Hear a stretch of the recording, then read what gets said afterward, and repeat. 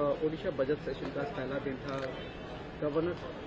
Odisha governor speech दे रहे थे, उसी दौरान ऑपोजिशन बीजेपी और कांग्रेस ने वॉकआउट किया। उनका कहना है कि ये पूरी तरह से ग्राउंड रियलिटी से मैच नहीं करता है और ये सरकार की असफलता को छुपाकर इस तरह से बात करता है। देखिए, आज विधानसभा के गृह के अंदर पहली दिन जब माननीय राज्यपाल जी का अभिभाषण चल रहा था, एक रोचक दृश्य देखने के लिए मिला। मुख्य विरोधी दल जब राज्यपाल जी के अभिभाषण के last part of the speech उठ के गए। अब क्यों उठ के गए वो ना उनको पता है, ना हाउस में किसी को पता है, ना किसी को भी पता है। वो ऐसे ही सीधा उठे और बाहर निकल गए। वो समर्थन में गए, विरोध में गए या कोई नेचुरल इमरजेंसी में गए, किसी को पता नहीं है।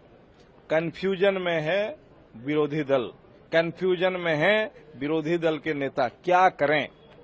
मेरा उनसे निवेदन है, प्रार्थना है, पहले अपने दल में समन्वय बनाएं, पहले अपनी कंफ्यूजन को दूर करें, फिर प्रश्न उठाएं। प्रश्न उठाने का उनका अधिकार है, लेकिन वो तो गृह के अंदर कुछ उठाए ही नहीं, कुछ बोले ही नहीं, वैसे ही निकल गए। क्यों निकले किसी को पता भी नहीं।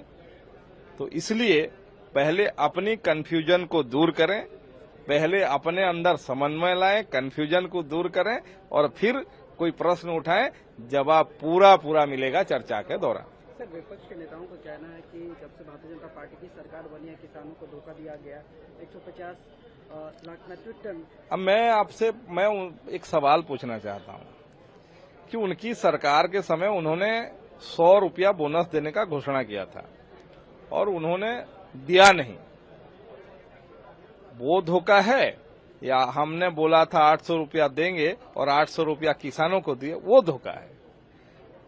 मैं एकदम स्पष्ट तरीके से कहता हूं, पहले उनका कन्फ्यूजन दूर करें। पूरा विपक्ष कन्फ्यूज है, पूरा विपक्ष बंटा हुआ है।